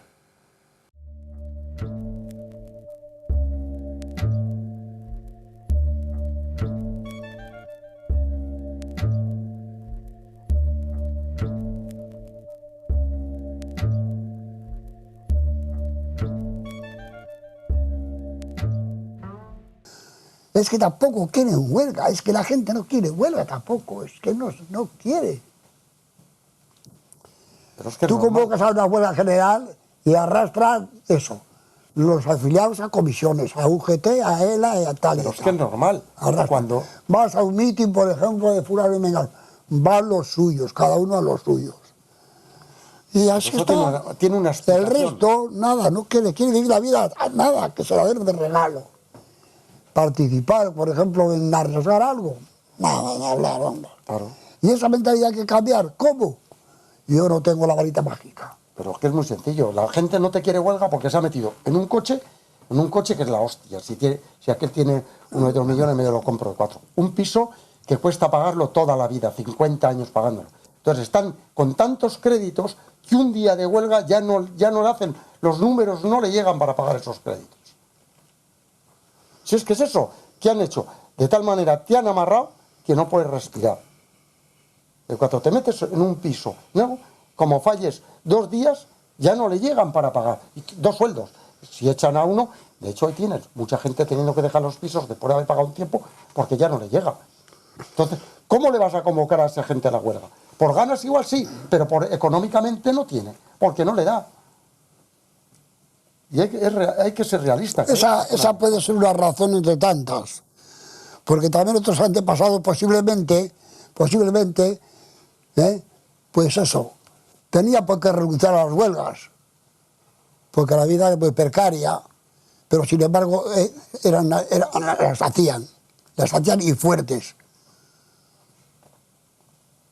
Ahora es cuando el capitalismo aquí puede mandar tranquilamente, sin necesidad de dictaduras, y establecer su modelo sin ningún tipo de problemas, porque sabe que hay una mentalidad, la gente, es la victoria cultural de ellos, que piensa que estamos viviendo en el mejor de los mundos, y que incluso en épocas de crisis piensa que es la única solución posible, y que cuando el Estado da dinero al banco, dice que cómo no le va a dar dinero al banco, porque si no le da dinero al banco, se va a ir toda la sociedad a tomar por culo, hablando mal y claro. Hemos vivido por encima de nuestras posibilidades. Y esta frase la repite cualquier mindundi, pero cualquiera, por la calle. ¿Cómo que hemos vivido por encima de nuestras posibilidades? O sea, que yo puedo ir al médico, que lo estoy pagando, que lo pago con mi seguridad social. ¿Esto es que, o los impuestos? ¿Es que es vivir por encima de mis posibilidades? El tener una asistencia sanitaria, el que cuando ya no tenga más fuerzas para trabajar, por lo menos pueda tener un plato de comida encima de la mesa. ¿Eso es vivir por encima de mis posibilidades? El que yo pueda aprender o pueda aprender a leer, ¿eso es vivir por encima de mis posibilidades? Tenemos un paro obrero que más que duplica, casi triplica el paro obrero europeo.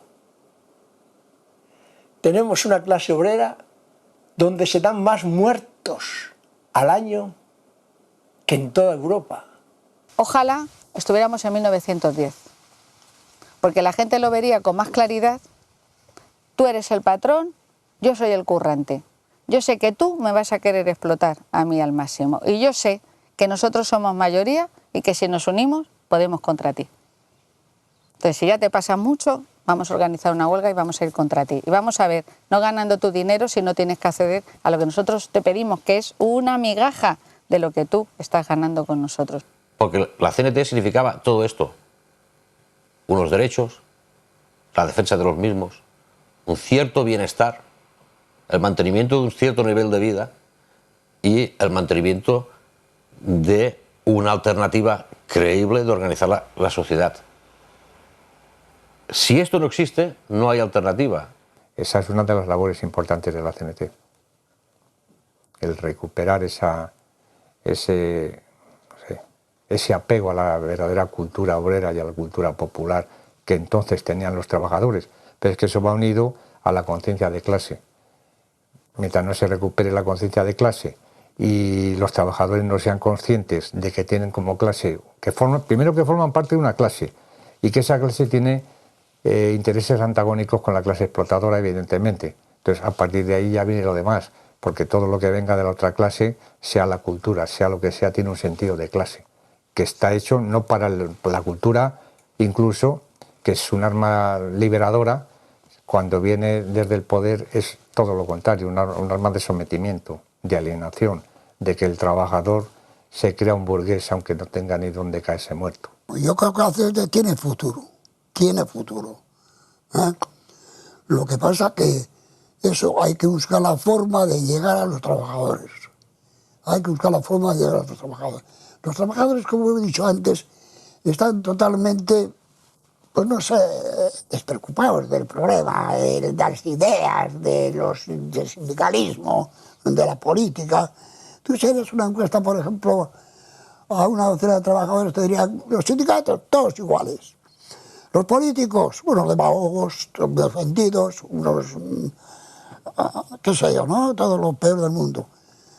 Entonces, el problema está ahí, que hay que buscar la forma de llegar a los trabajadores. El tipo de sindicalismo que hace la CNT se maneja muy bien en la actual estructura económica, porque claro, están despidiendo a la gente no están legales, no tienen condiciones laborales legales. En las empresas donde está trabajando la gente no tienen comité de empresa. Es decir, que el otro tipo de sindicalismo de representación tipo parlamentario no puede funcionar, ¿no? Entonces, es cuestión de tiempo. Cabe ahí la posibilidad de que podamos meternos. El desprestigio del sindicalismo oficial es terrible, enorme. ¿Se puede vender la idea de un sindicalismo novedoso donde la gente participe en todas las decisiones que le afecten? Yo creo que sí, porque es además lo que la gente ahora sí pide. En esas microempresas, pues en esa fragmentación totalmente del tejido productivo y de servicios que se está dando en nuestro país en concreto, en esa fragmentación, la forma de funcionar de la CNT, el tipo de sindicalismo que practica la CNT, es como el anillo y el dedo. Es que son tal para cual.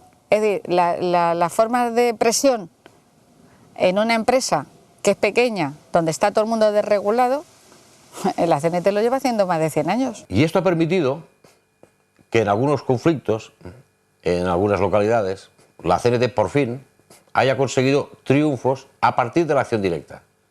Y esto ha sido un ejemplo y un modelo. Esto para mí también es algo muy positivo.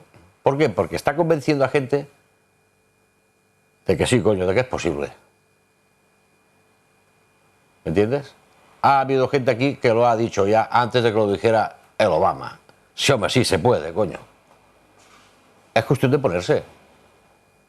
Y ahora la CNT se ha puesto. Quizás para los problemas y los retos planteados ahora, la solución está en lo que dice una organización desde hace 100 años.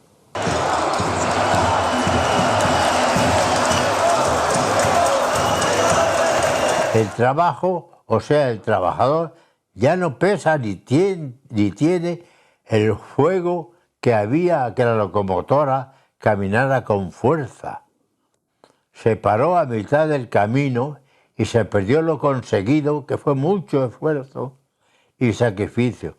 Hoy solo nos queda algún gesto y una bandera algo marchita. Fruto de esta situación ha sido el inmovilismo de nuestras sociedades de clase. Nos ha faltado la memoria de los que se fueron, pero cuando uno se queda sin padre y no sabe lo que hacer por ser niño, y lo peor es que no tenemos ni metas ni ideales, solo ese tan incierto futuro. Pienso que algo se está cociendo entre las llamadas hambrunas de África y en los movimientos jóvenes de Europa y el mundo. La llamita se está encendiendo.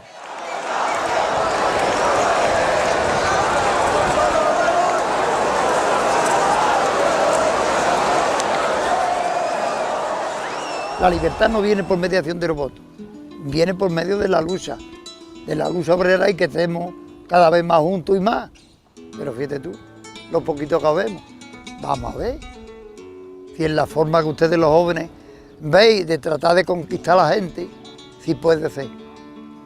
Ser más consciente de lo que se es y no dejarse atropellar ni por las entidades ni por nadie. Que cuando hay algo que protestar, pues se protesta, caiga quien caiga. Hoy veo la situación y parece que estoy viendo al fascismo que se va echando encima de nuestra organización y encima de particularmente de nuestros ideales, porque verdaderamente es que es así. Nuestra tesis ha sido siempre que nosotros teníamos el deber de elevar por encima de todo la valorización del hombre, en tanto que ser humano. Ahí es donde está el pensamiento nuestro. Nosotros no somos totalitarios por naturaleza, no somos verticalistas por naturaleza, consideramos lo más importante la comarca, el núcleo, el sindicato, que es el que tiene que opinar, es el que tiene, porque podríamos decir que es el último de la sociedad, que es el que tiene más necesidad que se le reconozca sus derechos, como persona. Digo que dentro de la cabeza de un trabajador es un elemento pensante, es igual que el Papa, coño. La gente tendrá que llegar el día que la gente se tiene que dar cuenta de que las cosas no se dan así por una sonrisa, se ganan luchando. Porque nosotros siempre hemos dado nuestra vida, nuestro esfuerzo y nuestros años a favor de la clase trabajadora, solo y exclusivamente. Siempre del débil, nada más. En la solidaridad está todo. Hemos de ser solidarios, no luchar para nosotros, luchar para todos. Y ya está, determinado. Yo quisiera que saliera gente, si pudiera ser joven, mejor que con años, que escuchara esa voz y que lo presentara donde sea, para que se llegara a un acuerdo. Y si nos desaparecemos todos, unos y otros. En el sentido de saber que hay otra forma de hacer sindicalismo. En el sentido de saber la honradez, la tenacidad de aquellos hombres que se llaman sindicalistas en comparación con lo que tenemos ahora. Que no nos exploten, que está bien, y ser explotados. Que el mundo es para todos, ¿eh? Pero hay 4 que se lo han repartido para ellos. Un día u otro vendrá. Que aprendamos la tolerancia mutua y que sepamos instruirnos para tomar la producción y la distribución en nuestras manos de una forma equitable, humana y solidaria. Es todo lo que deseo para poder vivir en paz y tranquilos en nuestra vejez.